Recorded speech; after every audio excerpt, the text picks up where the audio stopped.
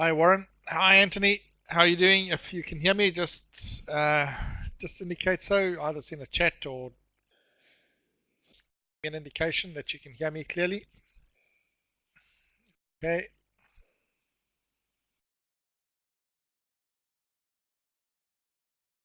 Okay. So it looks like we're good. Warren can actually talk as well. That's good.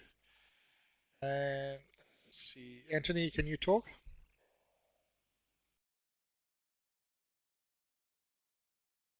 Where are we? There we are. Yeah. Can you hear me, Chris? Yes. Is that Tony? Certainly is. How are you Warren. this evening? G'day, Warren. Good. Great. Well, we're good this evening. And I think we're ready to go. So I'm going to leave you all on speaker because there's only three of you. If and we can have an interaction then. So if you need to ask questions, please just speak, and we should be able to hear each other. So what I'm going to try and do tonight is divide it into three again. I want to just look at what the project success is. And we're going to look at the project process or the life cycle. Um, and then we're going to look specifically at the project integration. What does that project integration mean? Now, you're going to start. Hello, Carlos. Welcome. Carlos, I've left. Yes, Warren. I just want to know if you can hear me at all. Yes, definitely, I can hear you. Hear you very clearly. So that's great. Great. Thank you very much. Okay. Welcome, Carlos. We can hear you as well, Warren. It's Tony here. Okay. Okay. Right. I can hear you now. All right. You hear us, Carlos? Yes, Carlos. Yes. Hi. Okay. Great. All right, then I think we're ready to go. Okay. So let's get into it.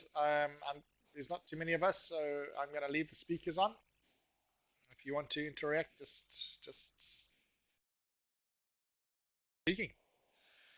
Right. The first thing I wanted to look at is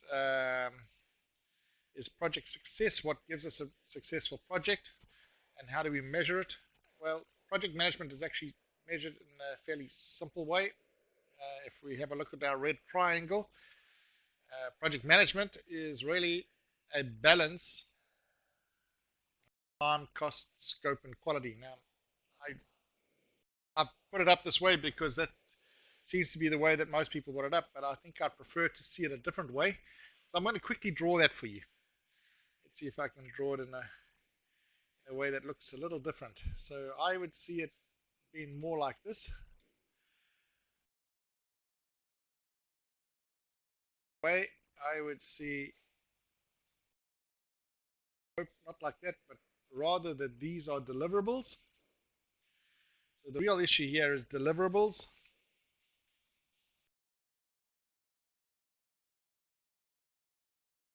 There, and put deliverables there. And those three are in sync, then you're going to have a quality project. So quality is at the pinnacle of this pyramid, rather. The way that I would see managing a project is that what you really want is to keep that time, the cost, and the scope. Now, in order to be able to do that,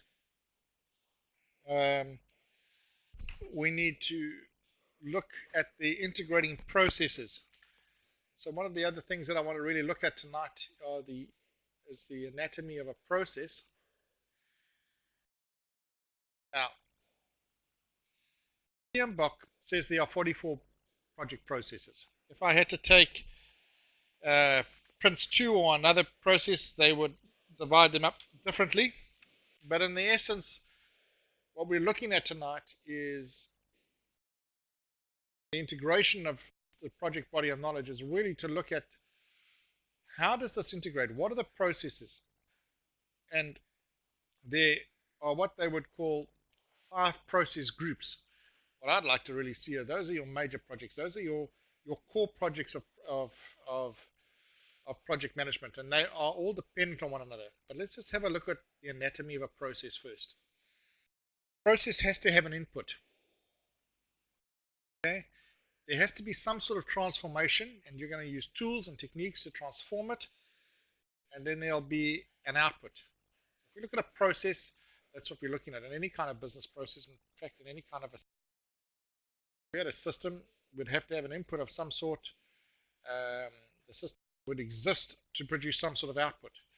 And in any business process, that's exactly what we're going to do. If we have a business process, we're going to take the inputs the customer needs, and obviously there's an output. There's either a service or a product that comes out on the other side. The same with project management. It's no different. We're going to look at some of the inputs into each of these processes, and we're going to look at what some of the things that we're going to use to transform that, and then we're going to look at the outputs. Unfortunately, we just don't have enough time to do everything. So I've really done this thing on a high level and on a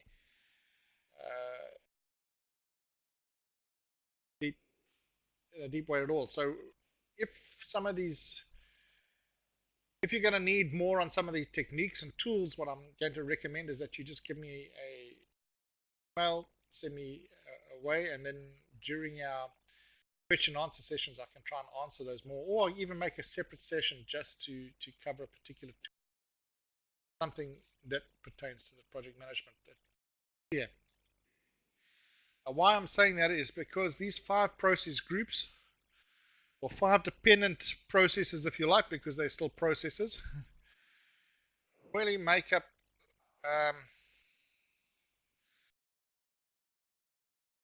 9 knowledge areas. Now, the 9 knowledge areas, if we look at PMBOK, there are 9 knowledge areas. So if you're going to write the PMBOK test, then it's going to look at it from these 9 areas. Same as the diploma of project management. You've got 9 competencies that they're looking at. Look at those 9 areas and those competencies. What we need to do is be able to integrate them. So this first one, this 501, is about integration. The competency is what is the dependencies, what are those processes that are dependent upon one another to actually achieve a particular project. And it's fairly generic. For any kind of project, these processes are going to result. So let's look at some of those things. So what are these process groups? If we look at it, before we can close a project, before we can actually deliver something, we have to initiate that project. So the initiation is a very, very important part of a project. It's often skipped over. It's probably not often taken as considered important. But if we don't initiate it correctly, it's going to put a problem in actually trying to assess and plan and monitor and eventually close out the project. Time when we actually look at our stakeholders and we try and get our stakeholders to really understand that. The second part of obviously is planning, and it's dependent on that initiation. Now the planning is critical because if we don't plan correctly, what we're actually planning for in a project is we're planning for change and we're planning for a risk to happen. That's basically what we're doing. We're planning so that we can deal with change, and we're planning so that we can deal with things that arise in the project that allow us to actually manage it correctly. So that's what the planning is critical for, and we cannot really go and execute anything until we've actually done that. And the second one is controlling to make sure that that happens, and we close it out. Now, those are all dependent upon one another. We cannot close out before we control, and we cannot control if we're not executing. We cannot execute if we haven't got planning. We cannot actually plan a project if we don't have something that's initiated. So that is the dependent process. And I've got little hats over here, because as we go through these 5 process groups tonight, as we go through it, I'm going to show you how it fits in to the body of knowledge. Now, I just want to tell you that in your project management book that we actually gave you by Stephen Hartley, on page 29 is a nice diagram that actually shows you this whole integration. So if you want to have a look at that, I suggest that you can have a look at them from there. Yes, you can. Carlos asked if we can get them from the book. Yes, you can. The book is done in a slightly different way to where I've kind of presented tonight, but that's not here or there. It's just good to see it from that perspective. The book has certainly got enough detail in there for us to assess your competencies. If you can get that right, we will look at some of those assessments. I'm going to look at some of the assessments for this week. I'm going to look at next week. Just in the start of the webinar, I'll just have a look at some of the assessments. I'll also be putting out something because I've had some questions already on the assessments. So I'll put some of that out during this week. Table 1.5, I think it is on page 29. It is page 29. Yep, that's the one we need. That is correct, Carlos. So really another way to do it is, instead of initiation, is concept, see planning, execution, and finalization. Now what you're going to see it a little differently, but that's basically how it is going to be. So let's have a look at that. They see it as planning here, monitoring and control, and your implementation. It's another way that they would often see it. So here are our fridge magnets. Okay, 5 process groups. There are actually 44 processes according to PMBOK. They see it from their methodology using the PMBOK methodology. There are 44 processes, and in those 44 processes there's 9 knowledge areas. So we're going to look at see how these fit together tonight, although I don't want you to get over concerned with it. So what are the 9 areas of body of knowledge? It's actually your cost management, it's communication management, it's scope management, time management, risk management, HR management, procurement management, and obviously quality management, and finally the integration of it. And that's what we're actually covering tonight. We're covering integration management. So that's actually what we'll be covering. How does this all integrate? And it integrates with this 5 process groups, if you like, or the major life cycle. The project life cycle is another way to do it. Stephen Hartley actually leaves out, he says execution. What he's doing is that he's combining the execution with the monitoring and controlling. But what happens is, in essence, in a project plan is that you will find that you will go in an iterative cycle when you're implementing it. Every phase will have its own sub-planning part of it, and it will have an executing part of it, and you'll have a controlling part of it. So those 3 issues are going to cycle within your project until the project is actually completed. I'm going a bit fast, so please, if you need, tell me, hold on, or clarify matters. Now, in the PMBOK part, you're also going to have, you'll see a professional and social responsibility. I've got 2 slides on this, so I apologize for it. But what are we talking about here? When we talk about it, it's to ensure individual integrity, contribute to the management knowledge base, enhance professional competence, promote interaction among stakeholders. Whoops, I went too fast there. And if you are doing the PMI test, this actually also forms part of it, although you're not going to see much of this for the diploma. So I'm just putting it up here just to show you that this will also be part of your, they will also question in areas of professional and social responsibility, although you won't see a competency for that in the diploma. Now, the process groups and the knowledge areas are different ways of organizing the processes. And although they don't really overlap with each other, they don't get over caught up in trying to make them fit together. In the PMBOK style, don't try and do that. However, what you will see is that when we come down to planning, we're going to cover almost all those 9 areas, if you like, all those 8 areas. 9th area is the one of integration. You're going to need a plan for how you're going to time things.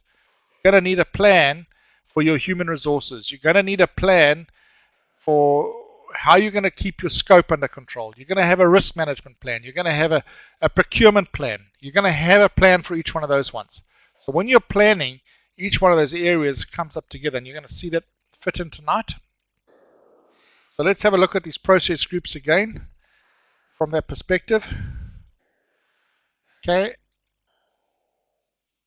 And let's look at the project life cycle.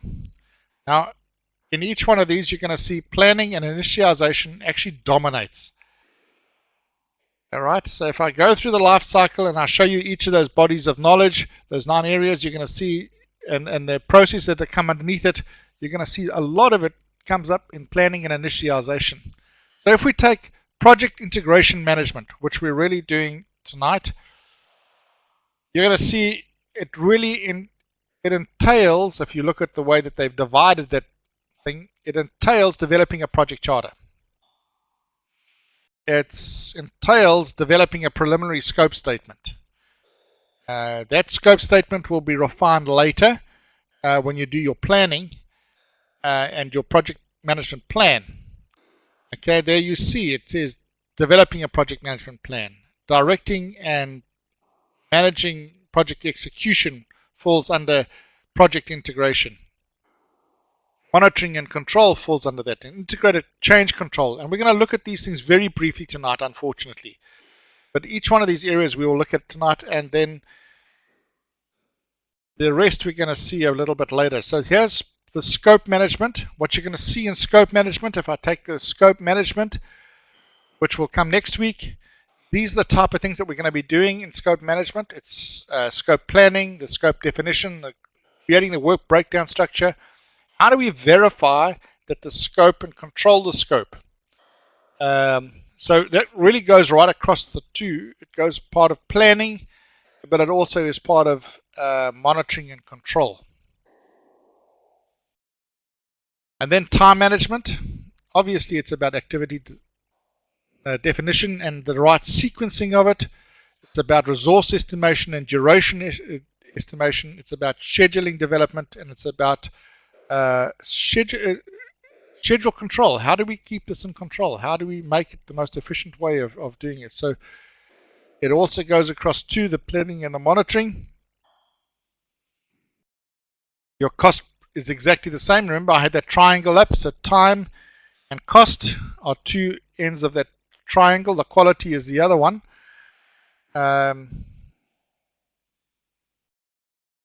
However, we also look at quality management. It's the only one that seems to be a little bit balanced here, is that you need a quality plan.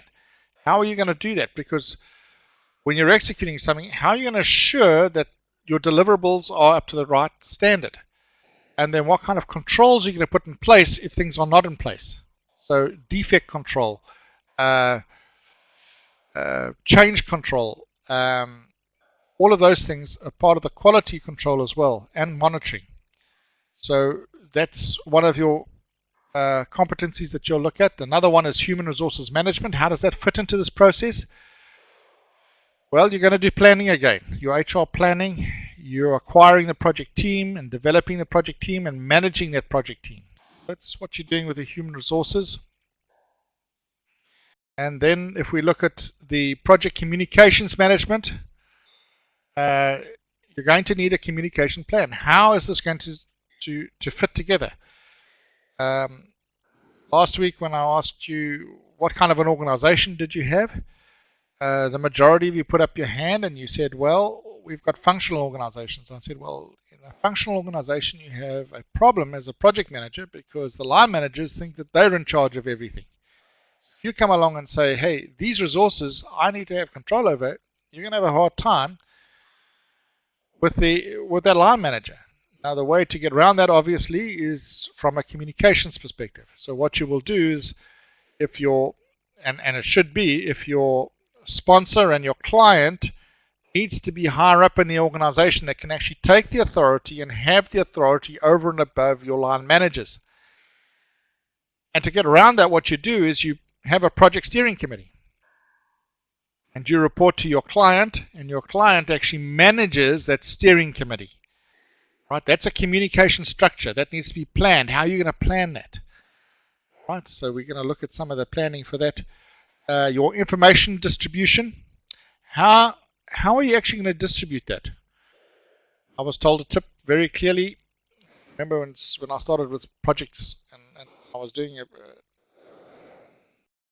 my first project management course, I'll always remember my lecturer was actually saying, one of the biggest problems you're going to have is who's the most important person on the project. And we had a lot of discussion about how stakeholders impact on what you're going to do. And remember, we did some of that. And I think it's an area that I think we need to relook at. In one of the things I'll put out and see if we can't get together and actually look at stakeholder management. But he always insisted that the most important person on your project is your client. Your sponsor sometimes is the same as your client, sometimes it isn't. But your client is the person that's going to measure you.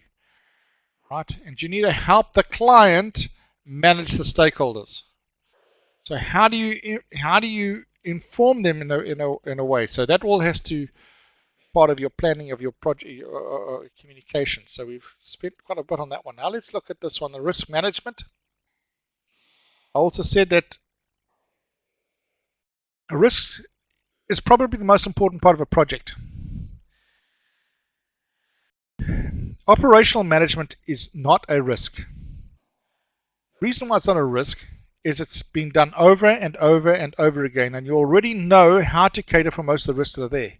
The problem with projects is that it has initiation, and this is the first time and probably the last time you're ever going to do some of the activities that you've got in this project. So risk planning is incredibly important. It's to try and identify the risks that are going to take place. It's to try and put risk strategies in place. So if this arises, how are we going to deal with it? The reason why projects fail is because risk management is not actually correctly quantified or qualified for that matter. So risk management is critical, and you'll see that most of the parts of risk management are actually fall in the planning part of it. The quantitative risk analysis, the qualitative risk management, the risk identification planning, the risk management planning. Really, how am I going to respond to these things? So monitoring and control has a very little part to play because you've already done most of your planning and you've done a lot of the mitigation for all those risks. Now, the issue here is whenever you're dealing with strategic issues, it will have a high impact on your organization. So if we had two axes, we had a time axis and we had an impact axis, you'd always find that projects will have a high impact and a low time place. Time plays a very important part of the project, but also so does the impact of things that you're going to actually do in your project. It normally has, if it has a strategic impact, it's going to impact the organization some way. That's why projects can have such a detrimental effect. It's because it's high risk. Okay, and it will have an impact right across the organization. In fact, some projects can put companies out of business. So this is an important part of it. And finally, there's procurement management, which is really how you contract with vendors and suppliers is critical to the project as well. So we need to look at that one. We will be looking at it, and you'll see that there's really three areas to this one. If we look at the planning that we've done, the terms of reference that we do when we contract someone in, the service level agreement that we expect to get, the motivation to go above the service level agreement and reach your values is important. And so we need to look at how we execute that with various techniques such as terms of references, service level agreements. So all techniques that we do to manage procurement. So we need to look at that one, and we'll see that that one really is right across the board. You're going to see procurement management starts with your planning, how you're going to do the terms of reference, controlling, making sure that those SLOs are met, and monitoring those SLAs, and then ensuring their implementation. Right. So let's just summarize just quickly what I've said, and then we can have some questions, we can have a little bit of a chat, and then we can go on to the next part. So we initiate a project. We have a lot of inputs and concepts coming into this one. What we come out with is a project charter. We're going to talk about that a little bit later. The next one that's going to come out of this one is the planning.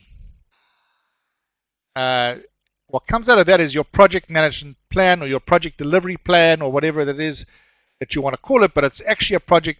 It's consistent of all of those areas that we've been talking about: your time, your procurement, your risk. All of those should have plans, your communications, your HR, and then we're going to execute it, control it. So In your initiating, you will be able to conduct project selection methods. You're going to define your scope. You're going to document your risks and your assumptions right up front. You're going to identify your stakeholders and their influence. And you're going to achieve a write-off. You're going to achieve an approval. Right? The second part is your planning. That's where you define the details. You identify who your project team and the roles and the responsibilities. Create your work breakdown structure. You develop your change management plan. You identify the risks. And again, you obtain approval for your plan because that's going to help you when you execute. That gives you the authority to execute.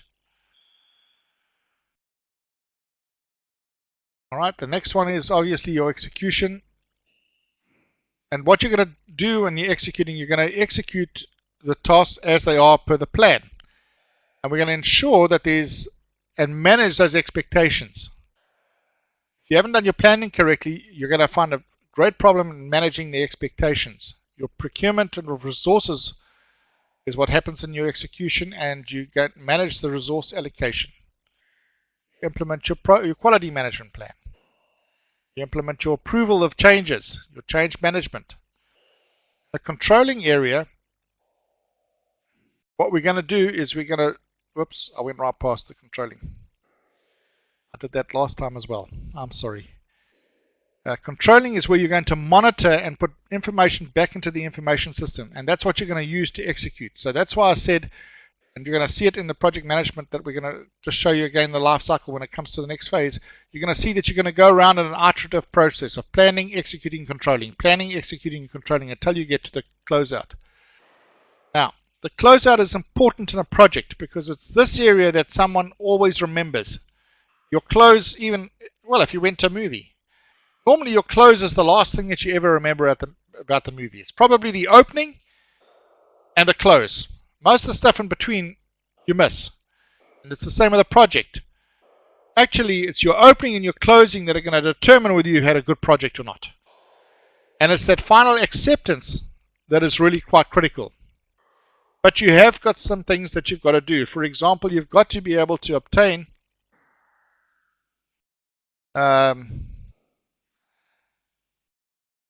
that you need to get and finalize your financials, your legal and administrative closures. If it's not there, it's going to hang around for years and have an impact on the organization. Right? You need to be able to release those resources again that you've tied up for so long. And you need to have a plan for them. Well, in some of my projects, we had to find new jobs for people. Right? Because the organization changed. And that might really, that could have a huge impact on the organization. That needs to be planned and it needs to be finalized in your closing. To create and distribute the final project report is critical for creating that expectation. That final report is the one thing that most of the stakeholders are going to remember. Obviously, you need to archive and retrain them. And this is the time that you're going to measure your customer satisfaction. That will not be good report if your closeout report is not good. I did tell you that I came up with a slide again and I forgot about it. Now, we've finished the first part. Are there any questions and would you like a discussion at the moment? So that's the project life cycle. It's all pretty straightforward. Yep. I don't think there's too much into that one. So now, if you like, we can get straight into the integration, the project integration. No, I'm happy to All right, move on. let's go on. All right, let's move on. What we're going to concentrate tonight is the project integration process and really developing the project charter, developing the preliminary scope statement, developing the project management plan, directing and managing the project execution, monitoring and controlling the work, and integrated. These are the things that PMBOK see as part of project management or project integration management. Now, where does it fit into the life cycle? Well, obviously, A project charter is in the initiation stage. Your scope statement is really in your initiation stage. And the developing of your project plan is in the planning stage. That's when your detailed planning takes place. Direct and project execution of what is going to take place as part of the integration process, and then an integrated change control. Right? And then finally the closeout. So this is where we deal with each one of these issues. Right? Now, when it comes to submitting your assessments and looking at your assessments, some people have already asked me and want to put in some of these things already. And I'm saying, no, don't try and put your assessments for the project integration now. It doesn't make sense. Because really what you really need to do is you need to go through those other scope management, time, and all of those other parts before you actually look at your project integration.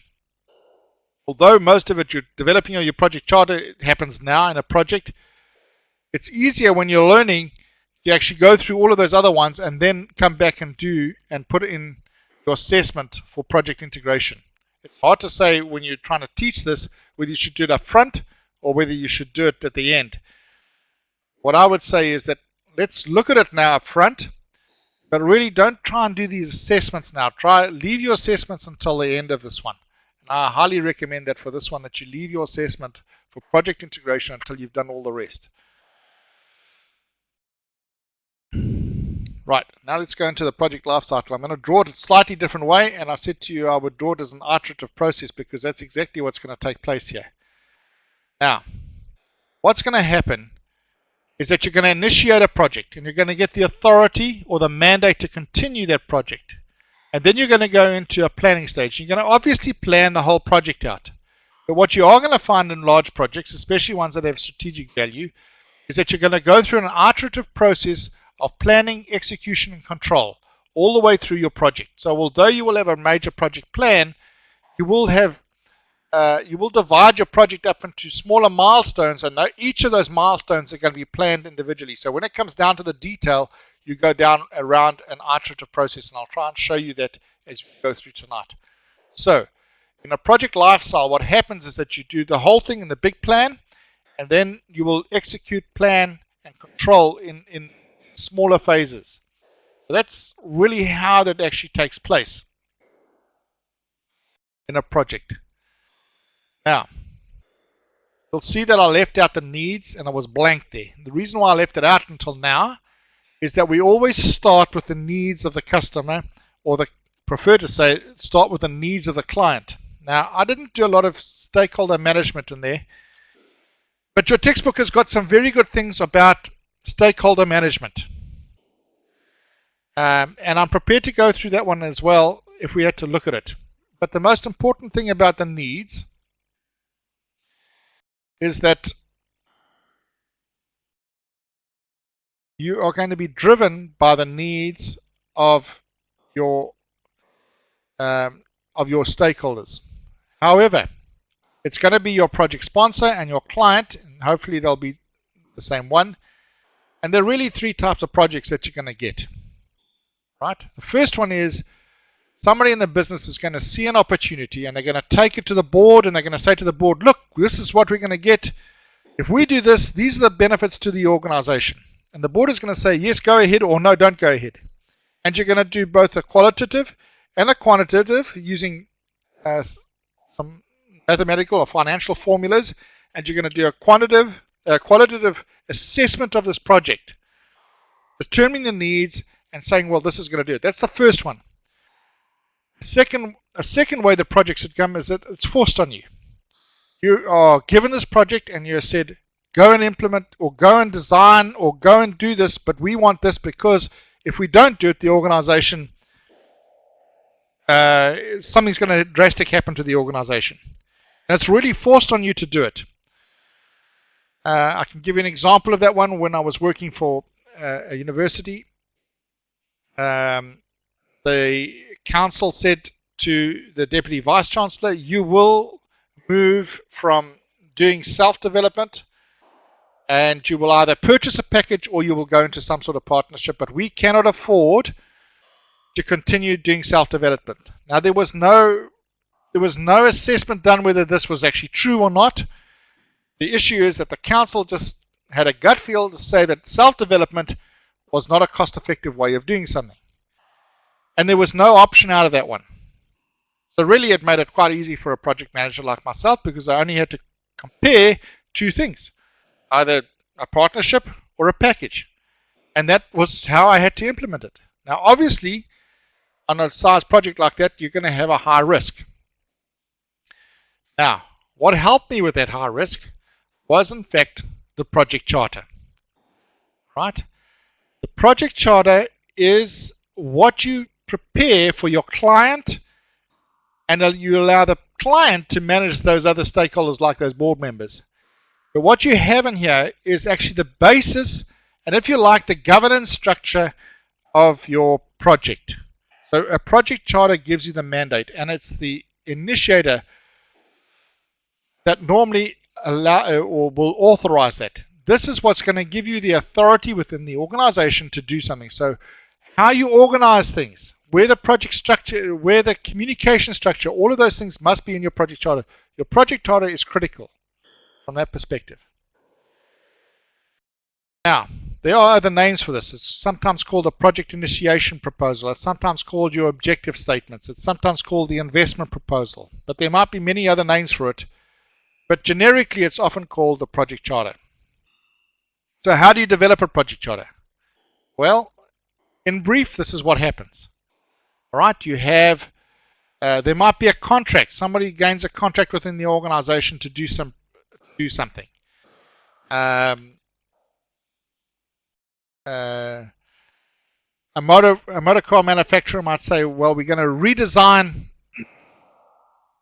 some sort of vehicle for a specialized purpose. Okay, perhaps the Australian Defence Forces decided, hey, we want this vehicle, and they've gone to a motor manufacturer and said, will you make this vehicle for us? And there's a contract. That whole contract is going to change the way that this business is going to produce motor vehicles because of such a big contract. Right? So there might be a contract involved. There might be a statement of work already that somebody says, hey, we want a service from you and you need this statement of work. That needs to go into this process of developing the project charter. Now, there's two other things that you will see there. There's a thing called enterprise environmental factors and organizational process assets. Now, I need to just talk about those two things briefly. And I'll come back to that other slide. The first one is the enterprise environmental factors tells you how your company does business. So it's all those things in the company that tells you how to do your business. Your organizational process assets tell you how the company normally runs its projects. Okay, simplistically, that's what it is. Now, let me go back again to this one. When you develop a project charter, that project charter gives you the authority you need to do your work. Now, if you've done your structured your project charter correctly, and you're in a functional organization, it's the project charter that's going to enable you to work, to be able to have the authority to be able to change the resources where a line manager has more control over the organization than you do. And I see that Anthony's got his hand up. So, Anthony, you want to just ask a question? Sorry, I took yours. Anthony? You had a Can question? you hear me now? Yes, I I can hear do. you now. I just want to confirm that you're basically saying one of them is the company vision statement and then the other one is the company procedures. Is that correct? Yes. Let's put it this way. You have a system of processes and things that a company has, all right? It's normally your work procedures and your procedures, but also for your project management. There might be in your organization a way that you actually have to present your project, or you have to execute your project. In other words, the way that you actually report, the way that you, so it's really your processes and procedures on the one hand, and on the other hand, it's really your governance structures, which is really your policies and things like that. Does that make sense? Yes, Let me it go does. back Thank to you. that one. Okay. All right. So all of those go into devising your your project charter. Now, for some strange reason, if we had to do a survey, most people don't even try and get their project charter signed off. A lot of people actually neglect to actually have the project charter even seen by the client. The project manager normally draws up the project charter, but remember, this is not your document. This document, the project charter, is actually the client's document. Right? If you have, I know that the project managers draw it up, but actually you've drawn it up on behalf of the client. If the client has not signed that off, and you have not got it signed off, you will not have any kind of authority to work within any kind of an organization. Right? So, if this is not signed off properly, you are doomed to fail. And let me tell you why. If your project sponsor has signed this off and your client has signed it off, senior management and key stakeholders cannot come back to you and say you are working without authority or you don't have the authority of that client. Now, often the client is going to be in a functional organization anyway, is going to have more authority than the line managers. And this project charter, if it is signed off, gives you the authority to work directly to that. Again, I'm going to say to you, when I was asked to do the project and said, you can find a partner or you implement a package, I don't care, I need it implemented and I need it implemented by the year 2000. And he says to you, you're going to go and do that. How do you go to people that are more senior than yourself and say to them, hey, I want your resources and your resources are going to work overtime? They're going to laugh at you. If you're going to say to them, you're going to double the workload of those resources and you have to bring somebody else in to actually help them, they're going to say, well, where do you get the budget from? You see, it's in your project charter that actually does that. And then you make it the client's problem. Because the client should provide you with the resources to do to do the job, but he also has to give you the kind of authority to do that job. So it's the project charter that actually helps you do that. And you will find that in most organizations, if that is done correctly, the rest of your project forms a good basis and the ability to be able to work within shared resources. Now, the other thing that actually takes place during initiation is that the development of the preliminary project scope. And in this phase, you need to try and get a broad picture of that scope. Don't try and get all the details in. Rather try and write down as much as you can so that you can get an understanding of what the scope is. At this stage, you don't try and restrict it, you don't try and manage it. The better way to try and get a preliminary scope statement is to actually open it up as much as you can. This is where stakeholders are going to put their input in. And if they have their input now, they're not going to have an input later. They're going to say to you, well, yes, we've defined it and we've agreed that this is the start. If they have an input now, it's easier to manage their expectations later on if they've had their say up front. So one of the things that you do in your initiation is actually to develop your preliminary scope statement. All right? It also gives you the chance to get everybody onto the same page. You understand what I say when you need everybody on the same page. They're all reading off the same page. They all understand when you talk about this project scope what this project actually means. All right? So in the development of this project scope, you're actually getting an understanding of what this project actually means. And all the stakeholders then come around and they understand what the meaning of this project actually is, what the scope actually means. That makes sense? I'll continue. So to develop a project scope, you're going to take your project charter, you're going to take your statement of work or whatever it is, your environmental factors about how your organization works, and the assets, and you're going to put them out and you're going to come out with a preliminary scope. It's critical at this stage to do that in the initiation phase. And we're going to look at this again later on when we do developing of the scope. The next thing that comes in is the developing of a project management plan. Now, actually, the project management plan is a set of plans. It's not one plan. So often when you talk about project management and people that come to you with project management, they give you a work breakdown strategy, they give you the scope, and they say, this is your project. No, it's not your project. Your project is made up of all of those areas. Your time, procurement, risk, quality, human resources, all of those need communications, all of those need their own plans and have their own plans, because that is the primary tool that you're going to be using to manage a project. It defines all of those areas that you actually need. That plan actually tells people how they're going to interact. So your communication plan tells you how you're going to interact. Your human resources plan is going to say to you how much of these people you're going to time. How are you going to divide up the time with a person? How are you going to deal with things like sick leave and annual leave? Who's going to do the things when they're not there? When they're off on the project and doing something else, how is that going to work? How are they going to work between two different people now? All of those things is part of your planning and your risk. So now's the time in your planning phase is that it's a number of project plans, and that's what I'm going to expect when I'm assessing you. I expect your project management plan to be a set of plans. Now, your project management plan is also a living document.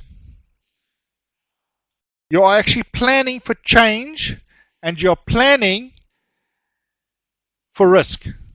All right, so you're planning for actual change. That's why it's a living document. You must understand that your project, these plans can change. They shouldn't be so rigid that you can't have flexibility within it, because the average project, well, every project has an unknown factor. So you are planning so that you can make the changes as effective as possible. So if you have a look now down at that living document, you're going to see that there's a scope management plan, there's a schedule management plan, there's a cost management plan, there's quality, processes, staffing, communications, risk, procurement, there's a milestone list, there's a schedule calendar, there's baselines, and there's a risk register. All of those things are part of those things that I said to you are the other areas of competency. And that's also why I said to you, don't try and do this assessment now. Rather do this assessment later on, when towards the end of what we're actually planning for the rest of this year. It'll actually help you rather to get a better grounding about all the other plans that you're actually going to put together before you put this project management plan together. Right, let's go on to the next one. So how do you develop a project management plan? Okay, the inputs to this project management plan is the project management processes. Again, it's your environmental things that come into it and your organizational ones. But the process of documenting the actions that are necessary to define, to integrate and coordinate all the other plans. Okay, so that's what your project management plan is. All right. This process that you're going to go through is going to take your risk management plan, your communications plan, your human resources plan, and all of those plans are going to put them together. So your Gantt chart and your scope is only one part of this thing. All right, it's not the only part. Now, I've said to you that a project plan development requires an iterative process. And I actually showed that to you, that you're going to plan, execute, monitor. Plan, execute, monitor. So although you're going to get an overall picture of this plan, you don't go into such detail that you can't be flexible when it comes down to the minute detail. So your project plan is actually going to continually be planned all the way through the project. So within milestones, you're going to do some detailed planning. And then you get milestones. So you're going to have a series of mini projects, if you like, or a series of sub-projects. And each one needs to be planned, executed, monitored, and put back, and the phase signed off. So if you have a large project, that's the best way to go. So your project management plan is the core of the integration management. All right, it's going to be the core tool that you're going to use as a baseline to make sure that all your phases fit together, because that's where your governance structure comes from. It's the baseline for what you're going to do. If you overrun these ones, it's going to be a major risk. And that's what your risk management plan is. What happens if this thing goes wrong? There are also some good things that you can also do on this. So that's where we are on your project management. Now, when it comes to planning, the next thing that you do, you need to direct and manage that project execution. So in order to do that, you need to manage. Now, this is where I said on my first evening, I said to you, a mantra that you're going to hear from me is this: you manage processes and you lead people. All right, you manage processes and you lead people. So you manage the work so that it gets done effectively. But you lead people in the way that they must behave to produce that work. All right? So directly managing that is critical. So you plan, you execute, and you manage it so it gets done the most efficient way. All right, so how do we do this? Remember that the process of executing your work comes from where? Your project management plan. To achieve this one, these are the actions that you must do. Your project management plan has got a network of work that must be done. Which activity must come before the other one? Which one has to wait? Which one has lag times? Which one doesn't have lag times? How does the network work? Which action must come before the other one? And that's why you do a work breakdown study. And that actually assists you now when it comes to executing it. If you're waiting for concrete to be poured, it's no good pouring the concrete if the base structure is in place and you haven't dug the trenches for it. If you haven't put in the steel infrastructure, you can't put the doors on before the walls are up. So your basic project management plan and the actions that are going to come from your project management plan. But the defined and your project requirements are defined in your project scope statement. So that's what you're getting. So you're going to make sure that you're within scope. So you don't go beyond that. If there is a change request, that change request comes at the monitoring and control phase, which is my next one. So if I come to the next one, and we're going to monitor this one, we're going to see if this fits into it. Now what happens if something doesn't get done?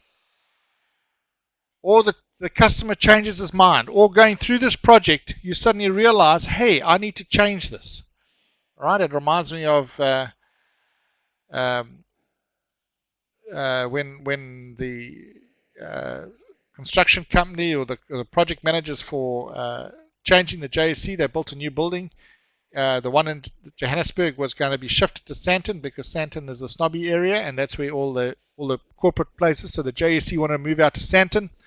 This is in South Africa. And the construction company came to them and said, listen, we've got some money left over, and we know you don't want it back. So how about us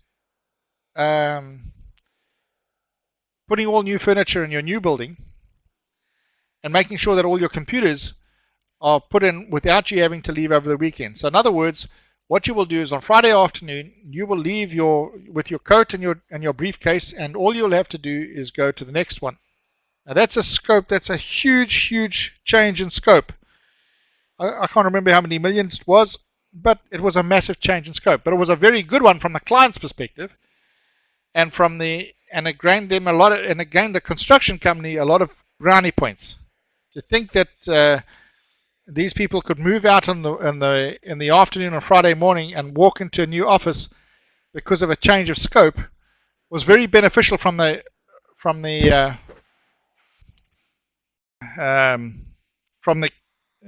client's perspective, but from the construction company's perspective, they didn't lose out on their profit. Oh, sure, they could have made more profit, but it looked very good from the client's perspective. So they got a lot of mileage out of doing something like that. Right? So it benefited both the client and the construction company to change the scope. And you'll see that scope was changed almost right at the end. So change is not a bad thing necessarily, but it needs to be managed in the same context that you actually started with. I know I've spoken a lot about this, so if there are any questions on this one, you're welcome to talk about them now. All right, the final one is that monitoring of your scope and controlling it. It's really what you're going to take your work performance involved. You're going to take the rejection of your change requests and your project management plan. You're going to say, well, what requests need to be done? You're only going to change or make those changes that are necessary and will benefit the project. As a project manager, you make sure that your project is always on top. So what you're going to do is only make those changes that will benefit the project and will make the client and stakeholders happy. Actually, your client. You just make your client happy. This client will make your stakeholders happy, I can assure you. So that is what integrated change control is about, is to make sure that the changes that you make benefit the project.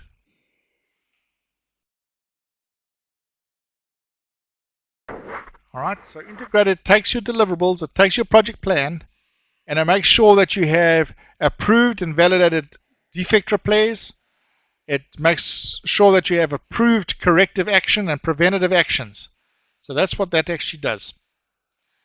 Your integrated change control goes across all those phases of the project. Now, this is my final one in this one, and that is to make sure that you get paid and to make sure that you have got lessons learned. The project closeout is important. I said to you right in the beginning, the closeout is important for actually, it's the lasting impression, because it's the final impression, it's the lasting impression that your stakeholders are going to remember you by. So make sure that you have a good closeout and make sure that you actually close it out and say, this project is now finished. It is back as an operation, you've handed it over to someone, and you can continue with your normal business operations in that particular area that you've actually done the project. Now, to close the project, you're going to need all those things again. All right, including your project charter, your business project, your project plan, your work performance, your deliverables, and what your output is going to be a project closure document, a formal acceptance of the project and the closeout of it. The organizational process assets are back in its normal processes. You've sold off the things that you don't want anymore, and there is a zero balance outstanding. All right, it also is going to contain the historical information about that project, because that becomes the body of knowledge that that organization is going to continue to actually use over and over again. So don't get rid of it. All right, I think I'm close to the end. And so are there any questions?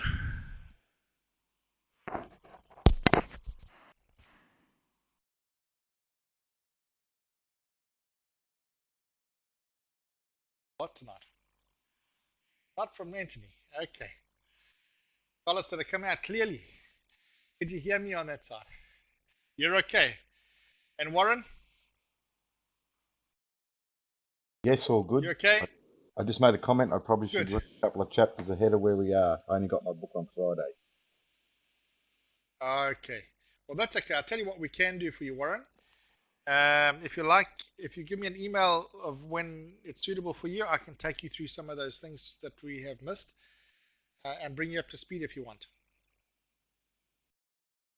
Thanks for that, Chris. What I'll do is if I get a bit of time this week, catch up on a bit of the book just to get a bit more of it into my head. I think I could be just about there. Okay. Well, you let me know if you have a problem anytime, and I will try and make a time, even if it's over the web. Thanks, mate. All right. Are there any other things? Are there anything else, or any other questions that are coming up or arising out of if any of the reading that you've done? There were a few questions earlier I had on the assessments. Some people are already doing the assessments, and I'm saying to them, hey, hold off on these assessments. Don't be too quick to put these. And so yes, Tony. Wanting to inquire, what's the latest date that we can submit these? Because I'm just a bit concerned if we leave too many too late that we may run out of time. Well, I'm not. I'm not proposing that you leave everything. I just think that the integrated processes are sometimes easier to put in the last part. Now, it depends how quickly you want to go. But we are restricted by we're actually restricted by your diploma of I don't know which one are you doing. What your funded program is.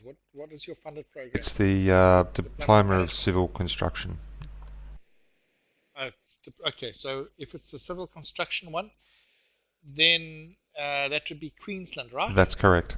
And that means that we're going to have to get it in by next. You should actually have most of your things in, if you can. I would say by March, April, the latest. I would assume that shouldn't be a problem because we should have our webinars finished prior to then, shouldn't we? Well, we'll finish these webinars by December, and then I'm going to do another round of these webinars anyway. So you will have, you've got an option to get a second round of these ones. And we've got enough time within those ones to actually make sure that your assessments get in. Understand. Thank you. Yeah, we'll have enough. Classes one will be the Diploma of Management. So that will be, you're going to need to by next year, about the same time. They normally give us a year to do. Actually, they give us 2 years in New South Wales. So we could actually go on for 2 years, but I wouldn't do that if I were you. I think you can get it done much quicker than that. I don't know where Warren is. Warren, where are you? Diploma of Civil Construction. Also, are you also in Queensland? Yes. Okay. Yeah, they've given us rather a short time to get it done in, so we might have to work a little bit harder on there. All right. Are we all good for tonight? Certainly are from my side, Chris. Okay. Carlos, you still good? Good. And Warren, you're okay. Then I'm going to wish you all. I'm going to wish you all good evening. And thanks for this evening. And I'll get hold of. Oh, I'll see you through other means. And thanks very much. All right then. Good evening. Thanks very much. Good night.